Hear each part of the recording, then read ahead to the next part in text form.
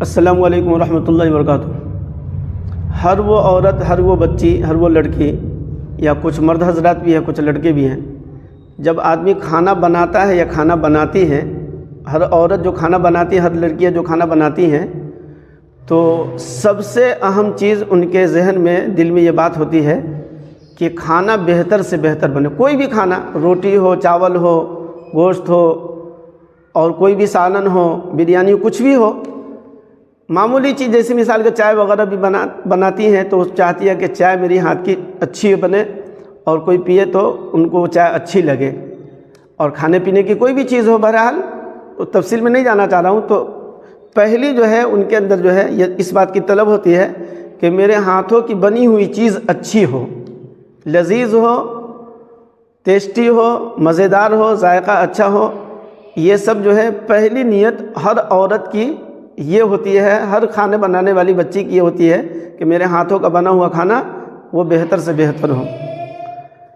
تو اس کے لیے اب دو چیز اس میں ہم شامل کر رہے ہیں۔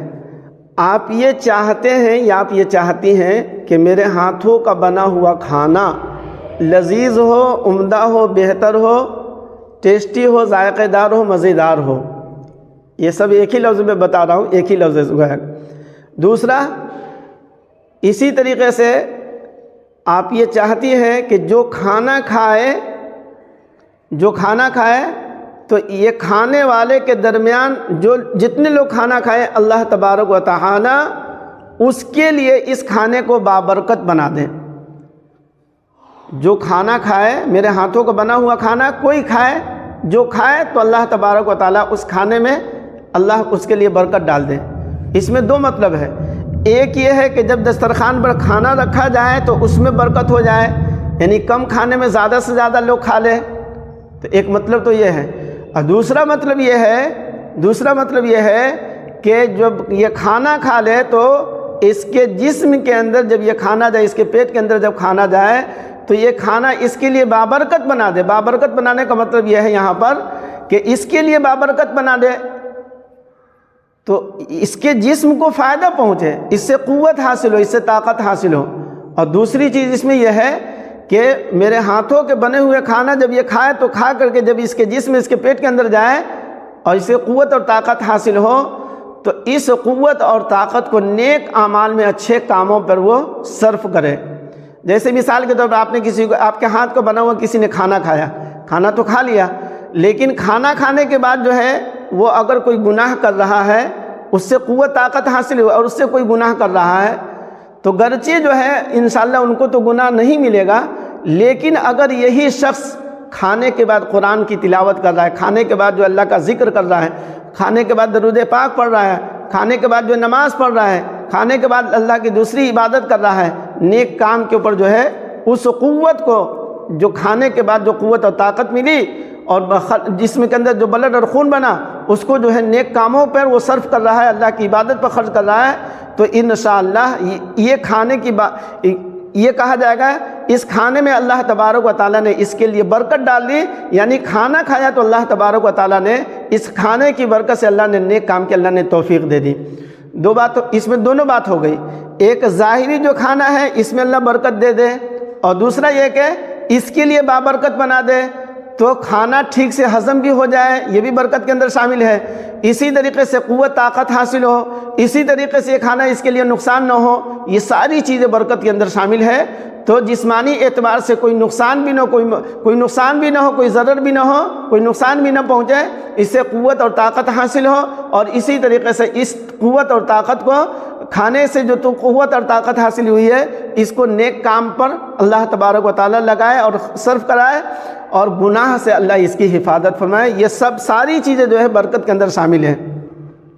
تیسری چیز جو ہے آپ لوگوں کو بتاتا چلوں کہ اس میں جو ہے ایک نیت یہ ہونی چاہیے کہ میرے ہاتھوں کے بنے ہوئے کھانے سے جتنے لوگ گھر کے اندر کھا رہے ہیں، جتنے بال بچے ہیں، بھائی بہن ہیں، ماں باپ ہیں، جتنے گھر میں لوگ ہیں، جو لوگ بھی کھائے تو آپس میں سب کے دلوں میں محبت ڈال دیں، سب کے دلوں میں اللہ محبت ڈال دیں۔ تو دیکھیے اب اس کے لیے کرنا کیا ہے، اس کے لیے کرنا کیا ہے، تو کرنے کے لیے تو بہت کچھ ہے، لیکن ایک عمل جو ہے بزرگوں سے ثابت ہے، بتا دیا پہلے سے، بزرگوں سے قرآن میں اور حدیث میں. ہاں یہ بات ضرور ہے، یہ لفظ آپ کو قرآن میں ملے گا، یہ لفظ جو ہے حدیث پاک میں ہے، چونکہ اللہ کا نام ہے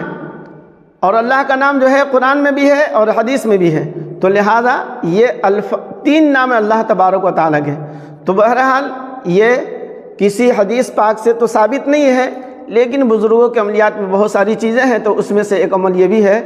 اگر 21 مرتبہ جب کھانا تیار ہو جائے، کھانا جب تیار ہو جائے، کھانا جب بنا کر کے جب وہ فارغ ہو جاتی ہے،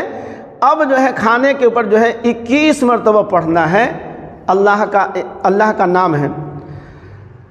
اللہ المصور الودود، اللہ المصور الودود، اللہ المصور الودود. ایک ساتھ ملا کر کے پڑھنے میں آسانی ہے، ہم لوگ تو آسانی کے ساتھ پڑھ لیتے ہیں، لیکن تھوڑا تلفظ آپ کو نہ ہو تو کوشش کیجیے گا تو ہے اللہ المصور الودود یا اللہ المصور الودود. الگ الگ بھی بول سکتی ہیں، الگ الگ بھی بول سکتے ہیں، لیکن ایک ساتھ بولنے میں آسانی ہے اور یہی طریقہ تھوڑا صحیح بھی ہے. تو 21 مرتبہ پڑھنا ہے اللہ المصور الودود، اللہ المصور الودود، اللہ المصور الودود، اللہ المصور الودود. چند مرتبہ سن کر کے سنیے گا، دہرائیے گا، تو انشاءاللہ یہ الفاظ آپ کو اللہ المصور الودود 21 مرتبہ پڑھ کر کے کھانے پہ دم کر دیے. انشاءاللہ جو بھی ہم نے بتایا ہے تینوں فائدہ ہوگا. کھانے کے اندر اللہ تبارک و تعالیٰ ٹیسٹ لذت بھی ڈال دیں گے،